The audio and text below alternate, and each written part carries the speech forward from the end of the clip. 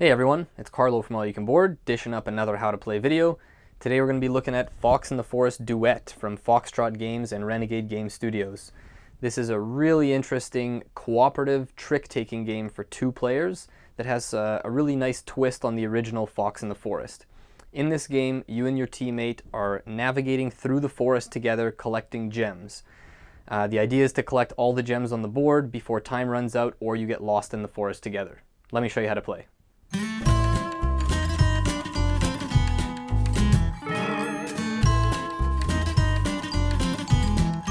Alright, so to set up the game, we'll start by putting the forest board on the table with side A face up.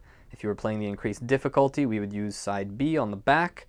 You just set it up so that each end of this forest path here is facing each player. Place a number of gems, these gem tokens here, on each space of the board equal to the number of these little hanging squares in here. So anywhere from 0 to 2. Set the other gems aside. Then place the forest tokens nearby. You'll have 4 of them for your first game when you're playing with this difficulty. Increased difficulty might have fewer than 4. Then we'll take the team tracker and put it on the starting space, which is the one in the middle that has a circle around it here. Shuffle the 30 card deck, randomly select a dealer for the first round, and the dealer will deal each player 11 cards. Keep in mind that you cannot show each other your cards even though this is a cooperative game. Set the remaining cards down to form the deck. Then finally we'll reveal the top card of the deck next to the board face up. That will be our decree card, which I'll explain later. Now the game is set up and ready to go. The game is played over a maximum of 3 rounds. Each round has 11 turns, otherwise known as tricks. This is why the game is called a trick-taking game. Each turn, one player will lead and the other will follow. So the starting player will lead by playing a card, and then their teammate will follow by playing a card to match that. Based on the suit and rank of the cards played, one player will win the trick. Then the team tracker here will move along the forest path toward the winner based on the movement values symbolized by these paws on these cards. Speaking of paws, I think this is the right time to take a brief pause and go over some of the cards and what the symbols mean. First off, every card will have a suit. There's the yellow rose, the green dove, and the blue star. Each card will also have a rank, which is a number from 1 to 10. Finally, some cards might have movement values on them indicated by those paws I mentioned earlier. Any card will have a value from 0 to 3 paws. It's worth noting that the even numbered cards, 2, 4, 6, 8, and 10, do not have any unique abilities. They just have the value, the suit, and the movement, whereas the odd cards, 1, 3, 5, 7, and 9, each have unique abilities which I'll go over later. Now I'd like to go over some specifics about how to actually play the cards for the tricks. So again, one player will always lead, the other will follow. In the very first turn of the game, whoever did not deal will be the lead player. So since I dealt, my teammate will lead and play the first card, then I will follow. In every subsequent turn of the game, the lead player will be whoever won the previous trick. So that first player who leads may play any card from their hand without restriction. When they play that card, the decree card on board is irrelevant. However, the player who follows and plays the second card must play a card that matches the lead suit if they have a card with that suit in their hand. That card may be of any rank. So again, the number won't matter, but you always have to match the suit that your teammate played, which is the lead suit. If you don't have any cards in your hand that have the lead suit, you may then play any card without restriction. Just a reminder, the suit of the leading card is called the leading suit, and the suit of the decree card here is called the trump suit. So, how do we determine who wins the trick? Well, it will first go by suit, then by rank. Let me show you how this works. If both cards played are of the trump suit, the higher ranked card wins. If one card is of the trump suit and the other card is not, regardless of the ranks on the cards, the card that has the trump suit will always win against a card that does not match the trump suit. If neither card has the trump suit, the highest ranked card in the lead suit will win. After determining who wins the trick, this team tracker will move in the direction based on who won that trick. So in this previous example where I won the trick, this tracker would move towards me. The movement happens based on the total number of paws on these cards. For example, in this case, we would add these values together, and there would be a total of 5 paws, which means the team tracker would move 5 spaces towards me.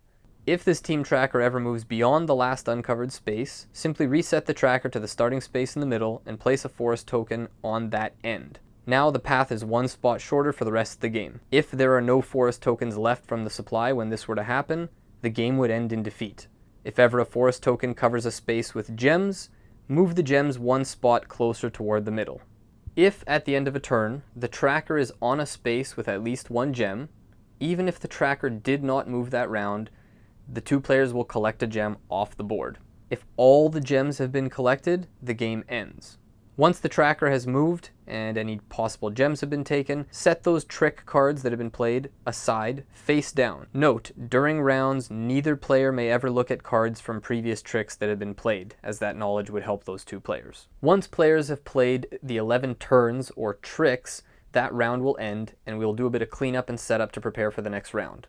It will go as follows. First, add gems to the board on any of the spaces that have this little plus symbol outside of the square. This will be different based on the side of the board. So for side A, we're going to refill these spaces. Next, place a forest token, if available from the supply, on one end of the forest path. The players may discuss and choose together which end they want to add it to. If there are no forest tokens left from the supply, nothing would happen here. If the tracker is at one end of a forest path, the players must cover the opposite end. If the forest token covers a path space with gems, the gems will slide the next space over towards the inside. Finally, the next player would be dealer this round, so now my teammate would be the dealer. They would shuffle up all 30 cards and deal out 11 cards to each player once again, and we'd be ready to start the next round. There is no limit to the number of gems on a location space. The team tracker will always begin each new round in the same space where it ended the previous round. So the game can end in one of three ways. There's two ways that the players can lose, and only one way that you can achieve victory. We'll go over those now. The first way players can lose is if they run out of time. So in other words, if there are any gems left on the board when the third round ends, and you've played all 11 cards each in that final third round, the game ends in defeat. You can also lose by getting lost in the woods. In other words, if the team tracker would have to move beyond the last uncovered path space on either end, and there are no forest tokens left from the supply to place, the game would end in defeat.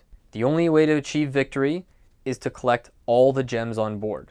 This can happen either in round 2 or 3. If you and your teammate win, there's actually a point system to determine how many points you got. Let's take a look at that. First, score a number of points equal to the difficulty level that you played the game on. Here we set up for difficulty level 1, which is 10 points. If you played on level 2, it would be 20 points, and level 3 would get you 30 points. Next, add 1 point for each card left in either player's hand.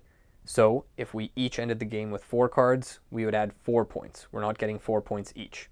If you won the game in the second round as opposed to the third round, you get a bonus 10 points. It's quite hard to achieve that. Finally, add 3 points for each forest token you have remaining in your supply that did not need to be used. It's important to note that even though this is a cooperative game, there are some really important restrictions on communication between the two players. For example, during rounds, players cannot communicate in any way. So we can't reveal any information about the cards in our hands. I can't be saying, oh man, I only got 2 of the 3 suits here, because I'm then revealing information to the other player. If it's after a round or before a round, before the cards are dealt, we can discuss our plan for the round. But once the round starts, I can't be asking any leading questions either, like, oh, that number 5 is kind of tricky, or I don't really know what this number 7 means. There's a reference card included in the game that you can always refer to if you're unsure of how any of the cards work. So remember, the less you communicate, the more challenging and fun the game is going to be between the two of you anyway. The last thing left is just to go over some of the abilities on the cards. Let's take a quick look. The number 1 musician says, the winner of this trick may choose to move the team tracker in the opposite direction, which can be quite handy if you don't want to go towards whoever won the trick. The number 3 is the fox, which also has 2 of these paws for movement. When you play the fox, choose a player. That player may exchange the decree card with a card from their hand. This can be tricky, but it can also help you change what the trump suit is, or get rid of a card you don't want in your hand, or take something off the board that you really could use. The number 5, Gazelle, says, the winner of this trick may choose to ignore the movement value of one of the cards in the trick. So if I had the Gazelle and this 6, I can ignore one of these 2 to just move 1 or 2 spaces instead of the combined 3. The number 7, Gift, says, when you play this, both players select a card from their hand and then exchange those cards with each other. It is important to note that if the lead player were to play this, both players would swap cards before the player who follows plays their card that turn. So you can use this gift to give your teammate a card that you want them to play right back after you've played your lead card. Finally, we have the number 9, Royal Heir, which says, when you lead this, your teammate may play any card. They do not have to follow suit. And that's how you play Fox in the Forest Duet. If you're curious about the original Fox in the Forest, which we also recommend, check out our content on that up on our website and YouTube channel, as well as for content on any other board games that we've covered. Thanks for watching.